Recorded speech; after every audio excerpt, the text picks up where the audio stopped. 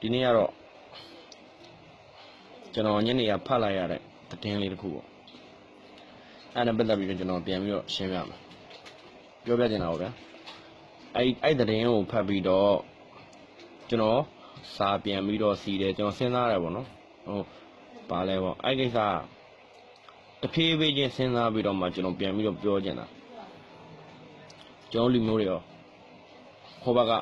တပုံတွေရောတခိုးကြဘိုးတွေရောအကုန်လုံးသိဖို့အတွက်ဒါကြောင့်ပြန်ပြောပြရမှာနော်ညနေကဘာပြောလဲဆိုတော့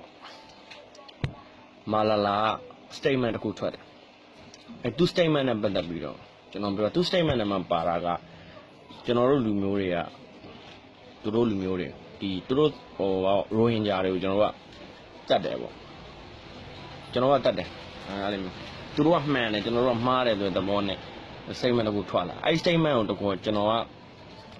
ဖြစ်နိုင်ဗျာတွားပြီးတော့ပြောချင်တယ်သူသိအောင်လို့ဒါပေမဲ့ကျွန်တော်တို့ကျတော့သူတို့လိုမျိုးသူတို့လောက်တော့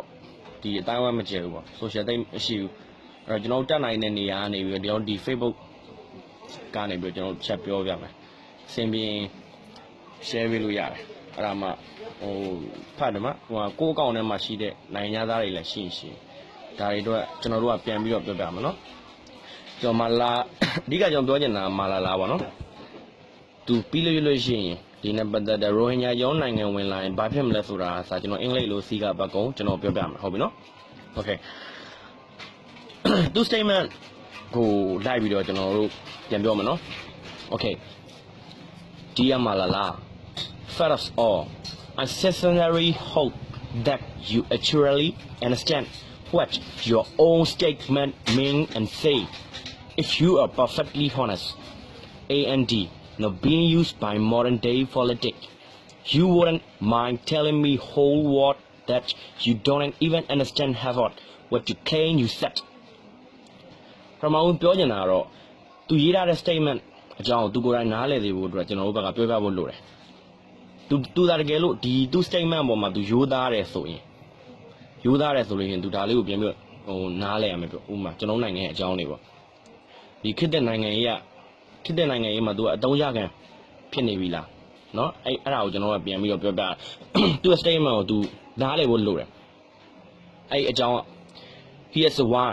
you are a 20-year-old Pakistani who has no knowledge of world politics including Myanmar it doesn't take a genius to figure out who wrote this amazingly sounded statement and needless to say the idea behind your involvement เนาะသူအသက်20ပဲရှိသေးတယ်ပါကစ္စတန်လူမျိုးမွတ်စလင်နိုင်ငံရေးဆိုတာ तू ဘာမှမသိဘူးမြန်မာနိုင်ငံရေးဆိုတာပို့ဆိုးတယ် तू ဘာမှမသိဘူးเนาะအဲ့လို statement မျိုး तू ရှောက်ရေးပြီးတော့ तू ပြောတယ်ပေါ့ကျွန်တော်တို့ကမှားတယ်ဆိုတာ तू ညံကြီးရှင် तू အရမ်းများဘယ်လိုပြောမလဲအသက်ငယ်နဲ့ Nobel ဆုတွေပါရတဲ့ခါကျ तू အရမ်းဟိုဖြစ်တာပေါ့အဲ့တော့you are a good example of modern day dirty politics take a look at yourself you have an amazing life story politicians and lobbyists brought you in as an idol. In reality, you have been used, described, pathetic. You still think you are an idiot. In reality, you're just 20-year-old papa. ယခုကနိုင်ငံရေးမှာညစ်ပတ်အောက်တန်းကြတယ်ဆိုတာ तू အသက်တွေပဲနော် तू အရန်ကောင်းတဲ့ဘဝဖြတ်တန်းမှုရှိတယ်तू ကနိုင်ငံရေးသမားနိုင်ငံရေးပွဲသားတွေ तू idol तू idol ပါအဲ့လိုမျိုးပြောကြတဲ့အခါမှာ तू feed တတ်တယ်သူ့အကျိုးစီးပွားအတွက်မြေတော်မြောက်ပေးတယ်လူများတွေကအဲ့လိုမျိုးပေါ့နိုင်ငံရေးသမားတွေရေပေါ်စီတွေကတကယ်တော့ तू အတုံးကြကန်တတ်ဘာမှသိတာလည်းမဟုတ်ကျွန်တော်နိုင်ငံကြောင်းတကယ်တော့တနာဖို့လည်းကောင်းတယ်နော်အဲ့တော့သူ့ကိုကျွန်တော်တို့ကပြောပြတာပါဒီ statement လေးနဲ့နော်အဲ့လိုဘာမှတော့မဟုတ်ဘူးလားနော်သိအောင်လို့နော်ကျွန်တော်စီမှာလဲသူ့လိုမျိုးပဲငငယ်ရွယ်နဲ့ပညာတတ်တွေအများကြီးရှိတယ်ဆိုတဲ့အကြောင်းပြောပြတာဟာလားသူတယောက်တည်းအင်္ဂလိပ်စကားပြောနိုင်တာမဟုတ်ကျွန်တော်တို့နိုင်ငံမှာလည်းရှိတယ်ဒါပေမဲ့ကျွန်တော်တို့နိုင်ငံလူငယ်တွေကဘာကြီးနဲ့ချိတ်ဆက်လို့မရသေးတာပဲရှိတယ်เนาะအဲ့ဒါကိုကျွန်တော်တို့ကအခုဒီကနေကျွန်တော်ပြောပြတာ most importantly you fail to connect ARSA Arakan Rohingya Salvation Army who are responsible for the brutal attacks on Arakan state why you condemn violence in Myanmar you are scared to condemn a terrorist group why Malala why you both know why this is because The people who finish you and the people who love you Rohingya citizenship are the same. အရေးကြီးတာတွေကိုမင်းပြောပြမယ်နော်သူ statement ထဲမှာ ARSA Arakan Rohingya Salvation Army လို့ခေါ်တဲ့ဘင်္ဂါလီအကြမ်းဖက်သမားအုပ်စုအပြတ်တောင်သူမတင်ရဲဘူးသူတို့ရဲ့ရခိုင်ပြည်နယ်ကိုကျူးကျော်တပ်ဖြတ်တဲ့ terrorist group ဖြစ်တယ်နော်အဲ့ဒါကိုသူအပြစ်မတင်ရဲဘူးမြန်မာပြည်မှာဖြစ်ပျက်နေတဲ့မတည်ငြိမ်မှုတွေကိုပဲသူပြောတယ်အဲ့မှာ ARSA အကြမ်းဖက်အုပ်စုသူအပြစ်မတင်ရဲဘူးဘာဖြစ်လို့လဲသူတနက်နဲ့ပြစ်ခံရမှာကြောက်လို့ကျွန်တော်တို့ကမကြောက်ဘူးကျွန်တော်တို့ဒီရခိုင်ဆိုတာကျွန်တော်တို့ရဲ့လက်သက်သုတ်တာလူနည်းစုတိုင်းရင်းသားကျွန်တော်တို့မှာစောင့်ရှောက်အောင်မကဝဲမှာဒါကျွန်တော်တို့တာဝန်နော်ကျွန်တော်တို့တာဝန်မို့လို့ကျွန်တော်တို့ကပြောပြတာကျွန်တော်တို့စီမှာလဲသူတို့လိုမျိုးပဲပညာတတ်တွေရှိတယ်နော်ကဘာကြီးကိုပြောပြလို့ရမယ်လူတွေရှိတယ်ဆိုတော့သူတို့သိအောင်ပြောပြတာ listening very carefully Malala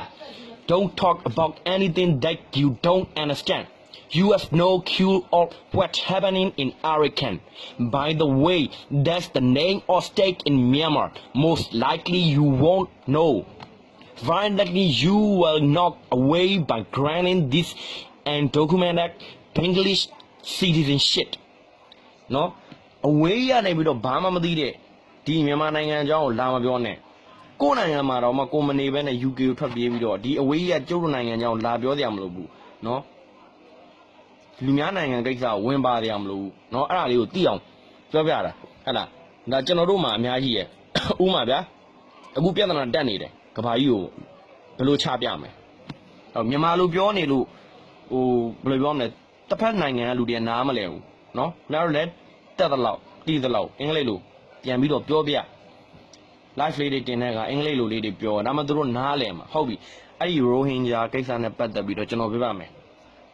เนาะကဘာကြီးကိုကျွန်တော်ပြောချင်တာအများကြီးပဲ YouTube တို့ဘာတော့မှာကို့မှာတိတ်ပြီးတော့အတိအကျွမ်းမရှိတဲ့ခါကျတော့ဟုတ်ပြီနော် Okay အဲ့ဒါ Rohingya နဲ့ပတ်သက်ပြီးတော့ပြောမယ်ဆိုရင် Rohingyas are not Burmese Rohingya တွေမြန်မာလူမျိုးမဟုတ်ဘူး they call themselves as Rohingya သူတို့ကိုသူတို့ Rohingya လို့ပြောနေတာသူတို့က Rohingya လူမျိုးတွေဆိုပြီးပြောနေတာ they are no such people in Burmese history and censorshipမြန်မာနိုင်ငံအတိတ်သမိုင်းကိုပြန်လှန်ကြည့်လိုက်ရိုဟင်ဂျာဆိုတော့ကျွန်တော်တို့တိုင်းရင်းသားတွေမှာမပါဘူးเนาะအဲ့ဒါသူတို့ဘာလို့ရိုဟင်ဂျာမြန်မာတိုင်းရင်းသားသူရှောက်ပြောနေတာဒီကောင်တွေတကယ်တော့ဘင်္ဂလားဒေ့ရှ်ကဝင်လာတဲ့ဘင်္ဂါလီတခိုးကြိုးတွေခလေးတွေတပြွတ်ကြီးမွေးပြီးတော့ဒီဝင်လာတဲ့ကောင်တွေဘာမှဒီကောင်တွေဒီမှာအချင်းမဲမရှိဘူးအဲ့ဒါကိုခုံမိန်းမတယောက်ပြောတာဗာလဲကဘာကြီးကိုသူတို့ကမမြင်ဘူးပါဘူးမြန်မာကြီးကိုမမြင်ဘူးပါဘူးလုံနေတယ်ခလေးတွေတပြွတ်ကြီးမွေးပြီးတော့ဒုက္ခရောက်လို့ဒီမှာပြေးပြီးတော့လာနေကြတဲ့ဟာကိုအကုန်เนาะပြီးရင်အရှင်ကိုဒုက္ခပေးတယ်မိတွေရှို့အကုန်ထွက်ပြေးရတယ်ခွေးတလိမ့်ဆန်ကောင်းနေနော်ကျွန်တော်တို့ကတော့မဆဲဘူးကျွန်တော်မြန်မာလူမျိုးတွေသူတို့စီမှာတနတ်သူတို့တနတ်ပဲကင်တယ်ကျွန်တော်တို့ကစာအုပ်ဘောပင်ဒါလေးပဲကျွန်တော်တို့မှာကင်ခွင့်ရှိတာနော်ပြောကြရဆိုဒါလေးပဲရှိတာ Rohingyas are in fact Bengali who speak Bengali dialect dress Bengali clothes and eat Bengali food and have Bengali culture သူတို့ဘင်္ဂါလီတွေမြန်မာစကားမတတ်ဘူးတလုံးမှာမြန်မာလိုမပြောတတ်ဘူးဒီကောင်နေဘင်္ဂါလီစားကလားတာပဲသူတို့စားတယ်နော်ကလားလိုပဲသူတို့ဝစ်တယ်မြန်မာလိုနေတာမဟုတ်ဘူးမြန်မာတိုင်းရင်းသားလည်းမဟုတ်ဘူးကျွန်တော်ပြောနေတာကျွန်တော်တို့တိုင်းရင်းသားတွေကချင်ကရကင်ချင်းဗမာရခိုင်ရှမ်းတိုင်းရင်းသားတွေအများကြီးဒါပေမဲ့သူတို့မြန်မာစကားတတ်တယ်ပြောတတ်တယ်နော်အဆက်အသွယ်လည်းရှိတယ်မြန်မာတွေနဲ့ဒီလိုမျိုးမဟုတ်ဘူးဟုတ်လားအဲ့ပြောတာနော် Rohingyas are illegally immigrants who illegally enter to Myanmar from Bangladesh မြန်မာနိုင်ငံကိုဒီကောင်တွေကနော်ဘင်္ဂလားဒေ့ရှ်ကနေခွန်းဝင်လာတဲ့ကောင်တွေနော်ဒီကောင်တွေကျွန်တော်တိုင်းရင်းသားမဟုတ်ဘူး The Burmese government gave citizenship to many Rohingyas but more and more illegal immigrant Rohingyas came from Bangladesh every year ကျွန်တော်မြန်မာအစိုးရသူတို့ Rohingya တွေကိုတော့နိုင်ငံသားဖြစ်ခွင့်တချို့လုပ်ပေးတယ်ဟောနေပါဆိုပြီးတော့နော်လုပ်ပေးတယ်ဒါပေမဲ့ဒီကောင်တွေကတနစ်ပြီးတနစ်ဝင်တော့များလာတော့ဘင်္ဂါလီတွေကများလာတဲ့ခါတရောင်းသားတွေကထမင်းဝါတော့လီးတောင်းတယ်နော်ကတော့ပါရိုင်းပြောတာတရောင်းသားဆိုတော့ထမင်းဝါရင်အဲ့လိုမျိုးဟုတ်လားအဲ့လိုမျိုးပဲ when they can citizenship they are equal under the law no one may be discriminated against on the basis of their race religions ethnic groups or gender နိုင်ငံကျွန်တော်တို့နိုင်ငံမှာနေရင်ကျွန်တော်တို့ရဲ့စီကံကျွန်တော်တို့ရဲ့စီမင်းဥပဒေကျွန်တော်တို့ရဲ့ culture ရိုးရာယဉ်ကျေးမှုတလေးတွေကိုဒီကောင်တွေလေးစားရမယ်လိုက်နာရမယ် နော်ကျွန်တော်တို့လူမျိုးတွေကို respect လေးစားမှုရှိရမယ်ဒါပေမဲ့သူတို့မရှိဘူးမိုက်ရိုင်းနေအရင်နော် Rohingya rape underage girl and a 30-year-old tortured them and killed this little girl နော်အဲ့ဒီ Rohingya ကောင်တွေကကလေးတငယ်တွေကိုလည်းမရင်းကျင်သေးတယ်နော်အသက်73နှစ်အောက်ပဲရှိသေးတယ်အဲ့ဒီကလေးတွေကသူတို့တွေကိုမရင်းကျင်တယ်ပြီးရင်ဂျီဟတ်ဆိုပြီးသူတို့တပ်ပစ်တယ်အဲ့လိုလူတွေကလူကောင်းလားကျွန်တော်ပြောတာ ARSA နော် ARSA အာဆာဆိုပြီးတော့မခေါ်နဲ့နော်ဒီကောင်တွေအတွက်အသိရသွားလိမ့်မယ်ဟုတ်လားဒီကောင်တွေက ARSA ပဲနော်အဲ့ဒါပဲနော် Arakan Rohingya Salvation Army တခိုးကြိုးတပုံဒါပဲနော် Rohingya build Arakan people dig separate as an attack kill hundreds of Arakan people and ban thousands of houses ရခိုင်လူမျိုးအများကြီးကိုတတ်တယ်ရခိုင်လူမျိုးအများကြီးကိုတတ်တယ်ပြီးအိမ်တွေကိုမီးရှို့တယ်ပြီးရင်သူတို့ကကဘာကြီးမှာလိုက်ပြီးတော့တထောင်းသားတို့လိုက်တောင်းတယ်သူတို့ကဒုက္ခတွေပါဆိုပြီးတော့နော်လိုက်ပြီးတော့ပြောတယ်ဒီကောင်တွေတထောင်းသားတွေကလိန်ကကြစ်တွေလူလိန်တွေ Rohingya have been trained by fundamentalist Taliban and Al-Qaeda city from WikiLeaks and other credible news အဲ့ဒီကောင်တွေကိုသင်ပေးတာပဲရတယ်စစ်ပညာသင်ပေးတာကျွန်တော်တို့စုံစမ်းတဲ့အခါမှာသိရတယ်ပါကစ္စတန်နော်ပါကစ္စတန်ကသူတို့စစ်ပညာတွေသင်ပေးတာပါကစ္စတန်မှာတာလီဘန်တွေရှိတယ်အယ်ခိုင်ဒါတွေရှိတယ်နော်သူတို့ရဲ့စစ်ပညာတွေသင်ပေးတာအဲ့မှာခေါင်းဆောင်အဲ့ဒီကောင်လေးကြောင်းလဲကျွန်တော်ပြောပြမယ်နော်သူတို့ရဲ့စစ်ပညာတွေသင်ပေးပြီးတော့ဒီမှာလာပြီးတော့ GS ဆင်နွှဲဖို့လုပ်တာ2012ခုနှစ်တည်းနော်ဒီကောင်တွေမှာသူတို့ရဲ့ Islamic နိုင်ငံထီထောင်မှုဆိုပြီးတော့စစ်တွေကိုအမျိုးအခြေဆိုင်မယ်ဆိုပြီးတော့ဒီကောင်တွေခွေးသလိဆန်ကောင်တွေလူများနိုင်ငံမှာလည်းနေသေးတယ်လူများအိမ်မှာလည်းနေသေးတယ်ဧည့်သည်လို့မနေဘူးသူတို့ကလက်နက်တွေနဲ့ကျွန်တော်တို့ရခိုင်လူမျိုးတွေဆိုတော့လက်နက်မရှိဘူးရှိရလို့ကို့မှာကို့နိုင်ငံကိုကဒုံးဆိုလည်းဒုံးနဲ့ရရဒါဆိုဒါနဲ့ခေါ်ရတာဒီကောင်နဲ့လူပါဝရတယ်နော်အရင်ပဲတိလားအဲကြောင့်မို့အကုန်လုံးပြောပြဒီအကြောင်းလေးတွေကိုကျွန်တော်အနောက်ဘက်ခြံစည်းရိုးလေးဆိုတော့ဟိုးဘိုးပင်းပြီးမောင်းသက်တွေကရခိုင်လူမျိုးတွေကကြက်ညံ့ခံပြီးတော့ကာဝဲတာကျွန်တော်ရခိုင်လူမျိုးမို့ကျွန်တော်ကရင်နော်ကျွန်တော်ကရင်ကျွန်တော်တို့ကရင် DKB ကျွန်တော်တို့အဖိုးတွေကျွန်တော်တို့အဖိုးတွေဆိုတာတပုံစစ်တွေအလင်းဝင်ထားတယ်ဒါပေမဲ့ကျွန်တော်တို့လူမျိုးတွေကျွန်တော်စောင့်ရှောက်တယ်နော်ဟိုအေးတရောင်းသားတွေလို့မဟုတ်ဘူးအေးတရောင်းသားရခိုင်တွေလို့မဟုတ်ဘူးကျွန်တော်တို့ကရင်တွေကတိုက်ရဲတယ်ခုတ်ရဲတယ်ဒါပေမဲ့ကိုယ့်လူမျိုးကိုထိလို့ရှိရင်ယူရီးယားနဲ့မြန်မာစစ်ဖြစ်တယ်ယူရီးယားဘက်ကနေဝင်တိုက်တယ်ကျွန်တော်တို့ရဲ့ဘိုးဘွားတွေကတတိရှိတယ်ဒီလိုမျိုးအေးဆိုတဲ့တရောင်းသားတွေလို့မဟုတ်ဘူးဒီကောင်တွေက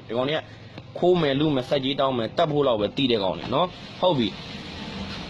Rohingya own thousands of guns to shoot Arakan people. Please go to Arakan state and resack it. Dozens of Arakan people are killed by Rohingya bullets.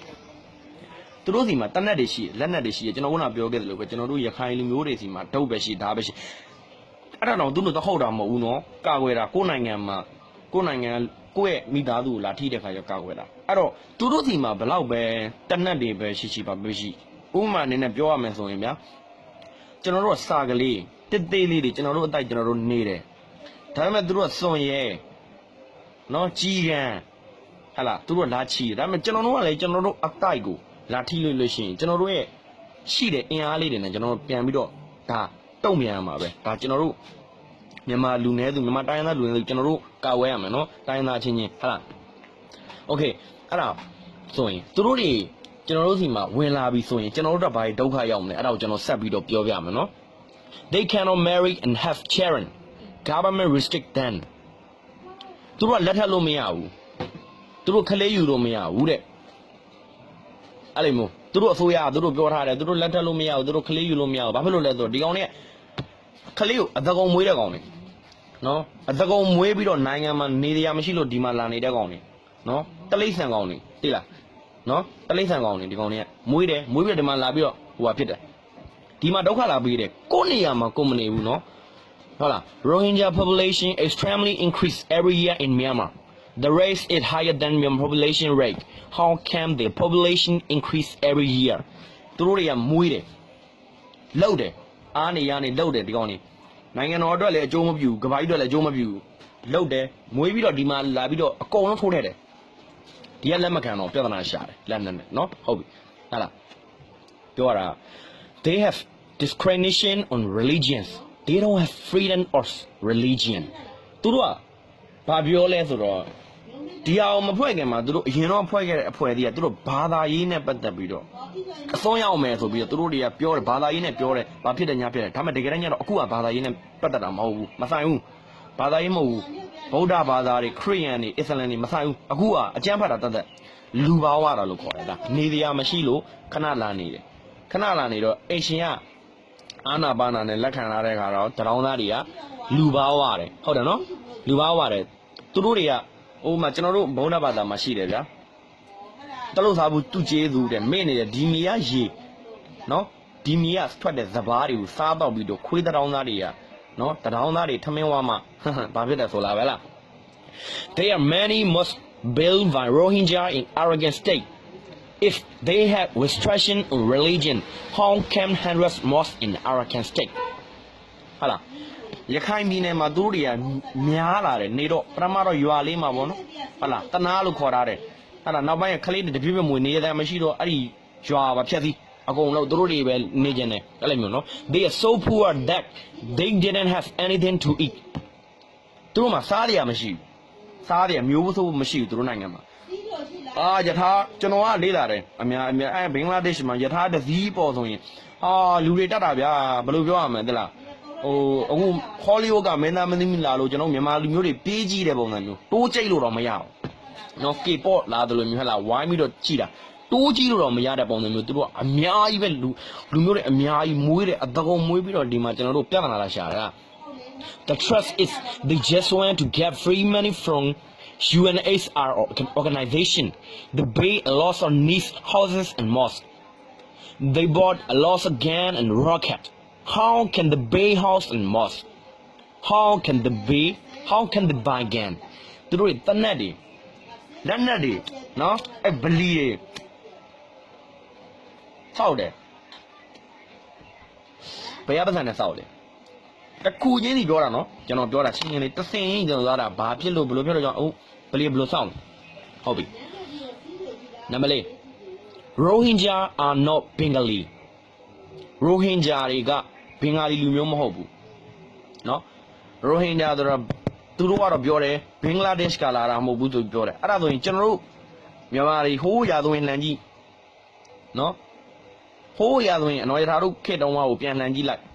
ဒီကောင်တွေမရှိဘူးနော်ဟုတ်ပြီဒီကောင်တွေမရှိဘူးအခုမှရောက်လာတာလှေစီးပြီးတော့ဒုက္ခသည်တွေလေလှေနဲ့အမှတခါတည်းဟိုဟာဖြစ်တယ် Rohingya affect Bengali please check DNA please listen their dialect please respect their language according to the research they are not Arab or Burmese ethnic how can they speak Bengali if they are not why cannot they speak Burmese if they are Burmese how can the world like Bengali and have Bengali culture သူတို့ပြောတယ်ဘင်္ဂလားဒေ့ရှ်ကလာတာမဟုတ်ဘူးဘင်္ဂါလီလူမျိုးမဟုတ်ရိုဟင်ဂျာပေါ့မြန်မာတိုင်းရင်းသားဆိုပြီးអော်တယ်အဲ့ဒါဆိုရင်သူတို့ရဲ့ DNA ကိုစစ်ကြည့်လိုက်နော်ကျွန်တော်တို့နဲ့တူလားလို့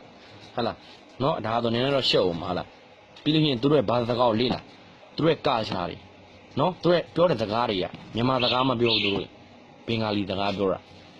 အဲ့ဒါကျွန်တော်တို့ရှာဖွေတွေ့ရှိရတဲ့ချက်တွေကသူတို့က Arabian နေလားဒါမှမဟုတ်ဘာမီမြန်မာလူမျိုးတွေလားအခုစဉ်းစားရအောင်နော်မြန်မာလူမျိုးကတော့ဖြစ်မှာမဟုတ်သူတို့ကဘာဖြစ်လို့ဘင်္ဂါလီစကားကိုပြောလဲ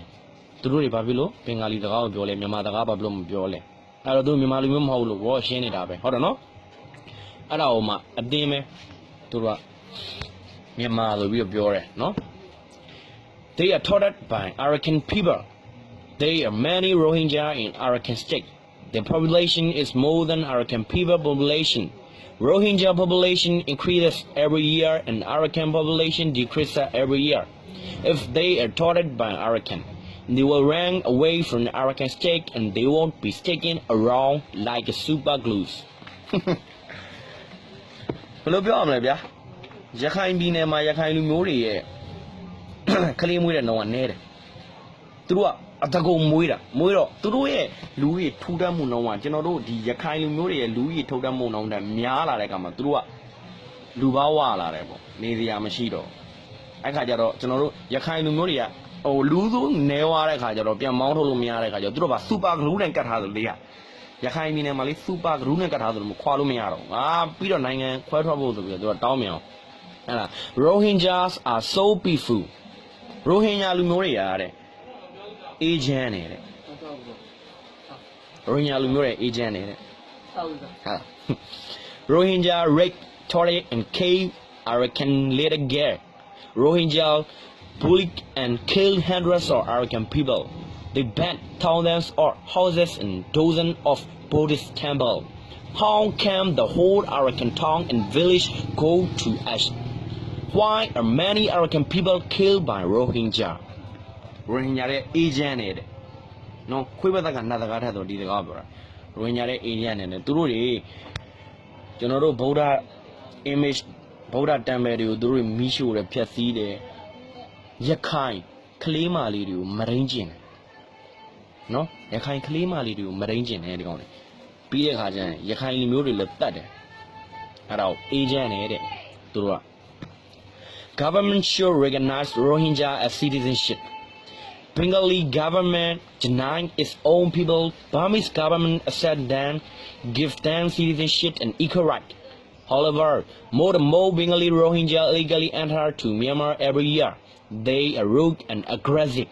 They don't respect Native Arakan and bully Arakan people. Then they pretend to be like poor and nice guy. Why did Burmese government have to accept these kinds of rude, high-crick terrorists? Burmese government already gives out a lot of citizenship to these so-called Rohingya and they are equal under the law. Nevertheless, government cannot accept any more illegal immigrants. They don't do any good for Myanmar. သူတို့ရဲ့မြန်မာလူမျိုးတွေတော့ကောင်းကျိုးလည်းမပေးဘူးလားပြီးတဲ့အခါကျရင်ရခိုင်လူမျိုးတွေပေါ်မှာလည်း respect မရှိဘူးနော်လေယူသေးလေးသားမှုမရှိဘူးရခိုင်လူမျိုးတွေကိုတတ်တယ်မရင်းကျင်တယ်ဒီကောင်တွေမရင်းကောင်တွေနော်ကျွန်တော်တို့နိုင်ငံအစိုးရသူတို့အရင်တော့က citizenship နော် citizenship တွေထုတ်ပေးတယ်ဒါပေမဲ့အဲ့တဒေါင်းသားတွေကလူပါဝတယ်နော်တတ်တယ်ဟုတ်ပြီနော်အခုကကျွန်တော်ပြောတယ်ပြီးကျွန်တော်ဘာသာပြန်ပြတယ်နော်ပြီးကျွန်တော်အစဆုံးကျွန်တော်ပြန်ပြောပြအောင်မယ်နော်ဟိုBurmese hate Rohingya so much because they are Muslim. သူကဘာကြီးကိုပြောတယ်ကျွန်တော်မြန်မာလူမျိုးတွေကတဲ့ Rohingya တွေကိုမုန်းနေတယ်ဘာဖြစ်လို့မုန်းတာလဲဆိုတော့သူတို့က Muslim ဖြစ်လို့တဲ့အဲ့လိုမျိုးပေါ့လို့ပဲသားသူတို့ကပြောတာ There are plenty of Muslim people in Burma. Burmese people treat with respect to those people who are not aggressive and murderers. Burmese people treat with respect to those Rohingya who enter Burma religion. And who are not murderers. သူတို့ပြောတဲ့ပုံရဆိုကြည်လိုက်ကျွန်တော်တို့ရန်ကုန်မြို့မှာမန္တလေးမြို့မှာရန်ကုန်မန္တလေးတောင်ကြီးမုံရသကအကုန်လုံးမှာမွတ်စလင်လူမျိုးတွေရှိတယ်ဗလီတွေစောက်တယ်ကျွန်တော်တို့တွေဘာပြောလဲဘာမှမပြောဘူးနော်ကျွန်တော်တို့အနိုင်မကျင့်ဘူးသူတို့ကပြောတဲ့ပုံရကျွန်တော်တို့ကရိုဟင်ဂျာတွေမုန်းတယ်သူတို့မွတ်စလင်ဖြစ်လို့ဆိုပြီးတော့ကဘာကြီးသူတို့ပြောတယ်ဗျာအရှက်မရှိပဲနဲ့တကယ်တမ်းရရင်ကျွန်တော်နိုင်ငံမှာဗလီတွေရှိတယ်နော်အများကြီးပဲကျွန်တော်တို့သူတို့ကရန်လိုတယ်တက်ချင်ဖြတ်ချင်တယ်နော်အဲ့ဒါကိုတက်ချင်ဖြတ်ချင်တဲ့စိတ်ရှိတယ်ကျွန်တော်တို့ကအေးချင်းချင်းနဲ့ကျွန်တော်တို့ဘာသာအဲ့ဒါကိုတက်ချင်ဖြတ်ချင်လေးရှိတဲ့လူတွေကကျွန်တော်တို့ကိုဘာပြောလဲဆိုတော့ဘယ်လိုပြောရမလဲဗျာကြည့်မလားခွေးဘက်ကနတ်တကားထွက်ဆိုတဲ့စကားအတိုင်းပဲပေါ့ကျွန်တော်ကတော့ဘာသာရေးကျွန်တော်မပြောဘူးနော်ကျွန်တော်ပြောတာကကျွန်တော်တို့နိုင်ငံလူမျိုးတွေကိုအကြမ်းဖက်နေတဲ့နော် Islamic terrorist ကျွန်တော်မနေ့ကပြောခဲ့တယ် Islamic terrorist ဆိုရင်ကျွန်တော်တို့ Islamic terrorist ခေါ်မယ် Rohingya terrorist ဆိုရင် Rohingya terrorist ခေါ်မယ် Bengali terrorist ဆိုရင် Bengali terrorist ခေါ်မယ် Rohingya တော့မရှိဘူးဒီကောင်တွေဘင်္ဂလားဒေ့ရှ်ကလာတဲ့ကြောင့်မို့ Bengali terrorist ပဲဘင်္ဂလားဒေ့ရှ်နိုင်ငံကညင်းလာတဲ့ဒီကိစ္စကိုဟုတ်ပြီအဲ့ဒါကိုကျွန်တော်အခုဘာပြောမလဲဆိုတော့ကျွန်တော်တို့ statement ကိုထွက်လာတယ်မာလာလာအဲ့ဒီမာလာလာကိုကျွန်တော်ပြန်ပြီးတော့တုံ့ပြန်မယ်ဟုတ်ပြီနော်ကျွန်တော်တက်သလောက်ပေါ့ဗျာနော် Dear Malala First of all, I sincerely hope that you actually understand what your own statement mean and say if you are perfectly honest and not being used by modern day politics. You wouldn't mind telling the whole world that you don't even understand what you claim you said.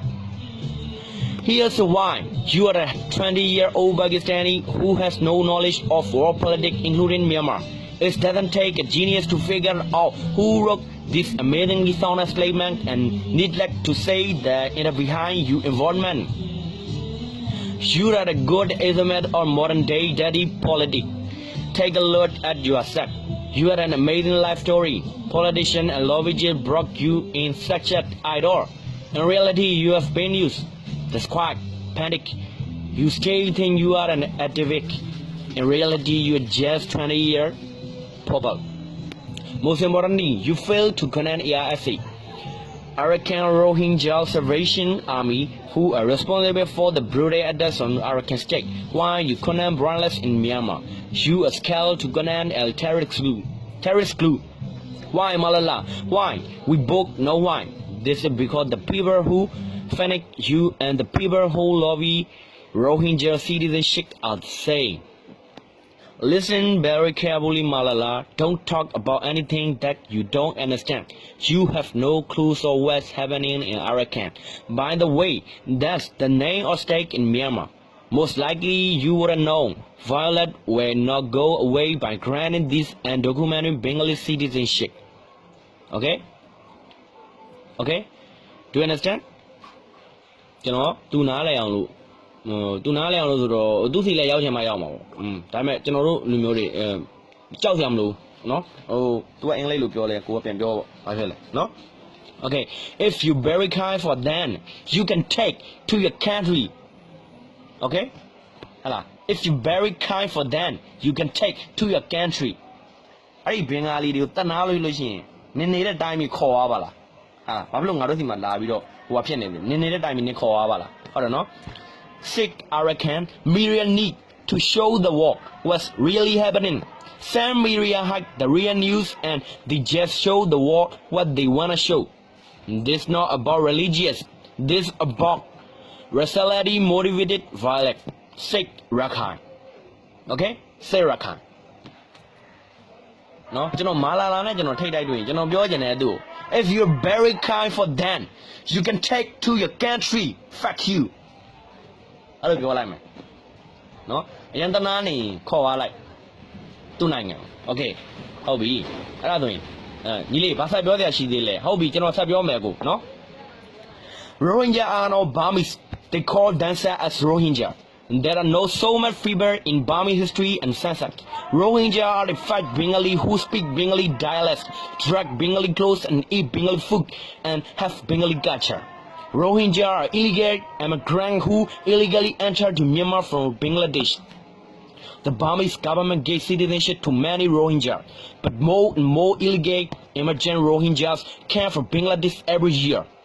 When they became citizenship, they are equal under the law. No one may be discriminated against on the basis of their race, religion, ethnic groups, or gender. Rohingya raped underage girl and a 13-year-old. Tortured them and killed this little girl. Rohingya bully Arakan people didn't suffer any attacks. Killed hundreds of Arakan people and burned thousands of houses. Rohingya has been trained by fundamentalists, Taliban and Al-Qaeda, cited from WikiLeaks and other recruitable news. Rohingya own thousands of guns to shoot Arakan people. Please go to Arakan state and research it. Thousands of Arakan people are killed by Rohingya bullies. They cannot marry and have children. Government restrict them. Rohingya population extremely increase every year in Myanmar. The rate is higher than Myanmar population rate. How can their population increase every year? They have discrimination on religions. They don't have freedom of religion. Okay? There are many mosques built by Rohingya in Arakan state. If they have restraint on religions, how can 100 mosques in Arakan state? They are so poor that they don't have any to eat. The trend is they just want to get free money from UNHCR or organizations. They build lots of needs, house and mosques. They bought lots of gun and rocket. How can they build houses and mosques? How can they buy gun? Rohingya are not Bengali. Rohingya are in fact Bengali. Please check DNA. Please listen their dialects. Please research their language according to the research. They are not Arabic or Burmese ethnic. How can they speak Bengali if they are not? Why cannot they speak Burmese if they are Burmese? How can they wear like Bengali and have Bengali culture? Fact. They are taught by Arakan people. There are many Rohingya in Arakan state. Their population is more than Arakan people population. Rohingya population increase every year and Arakan population decreases every year. If they are taught by Arakan, They were ran away from Arakan state and they want to be taken around like the super glue. Rohingya are so peaceful. Oh shit. Rohingya rape, torture and kill Rohingya Arakan little people and Arakan little girl. Rohingya bully and kill hundreds of Arakan people. They ban thousands of houses and dozens of Buddhist temples. How can the whole Arakan towns and villages go to ash? Why are many Arakan people killed by Rohingya? Government should recognize Rohingya as citizenship. Bengali government deny its own people. Burmese government accept them and give them citizenship and equal rights. However, more and more Bengali Rohingya illegally enter to Myanmar every year. They are rude and aggressive. They don't respect native Arakan and bully Arakan people. Then, they pretended to be like poor and nice girl. Why did Burmese government have to accept this kind of rude, hybrid terrorists? Burmese government already gave out a lot of citizenship to this so-called Rohingya and they are equal under the law. Nevertheless, government cannot accept any more illegal immigrants since they didn't do any good for Myanmar. Burmese hate Rohingyas so much because they are Muslim. There's a fact, there are plenty of Muslim people in Burma. Burmese people treat with respect to those people who are not aggressive and moderate. Burmese people treat with respect to those Rohingya who enter Burma legally and who are not moderate. No? အဲ့ဒါပဲပြောချင်တယ်ပြောချင်တာကတော့အများကြီးပဲเนาะကျွန်တော်လည်းတက်နိုင်တယ်လို့ကျွန်တော်တို့ကြည့်တယ်လို့ကျွန်တော်တို့ပြောပြတယ်ဒီကောင်တွေရဲ့show မှာရက်ဆက်တဲ့ပုံတွေအများကြီးရှိသေးတယ်เนาะကျွန်တော်တော့ကိုယ်တိုင်မကြုံဘူးတော့မသိဘူးဒါပေမဲ့ကျွန်တော်သိတဲ့ဟာတွေကျွန်တော်ဘာသာပြန်ပြီးတယ်ကျွန်တော်တက်တယ်လို့เนาะအကုန်လုံးသိအောင်လို့เนาะအကုန်လုံးသိအောင်လို့ကျွန်တော်ဘာသာပြန်ပြီးတယ် Okay အကုန်လုံးသိအောင်လို့ကျွန်တော်ဘာသာပြန်ပြီးကျွန်တော်တောင်းမှာเนาะ If you very kind for them you can take to your country fuck you okay sick Arakan ဒီကမီဒီယာတွေကိုပြောမယ်เนาะနိုင်ငံတော်မှာရှိတဲ့မီဒီယာတွေMedia need to show the world what's really happening. Some media hide the real news and they just show the world what they wanna show. This is not about religions. This is about reality motivate violence. Say Arakan. ကျေးဇူးများတင်ပါတယ်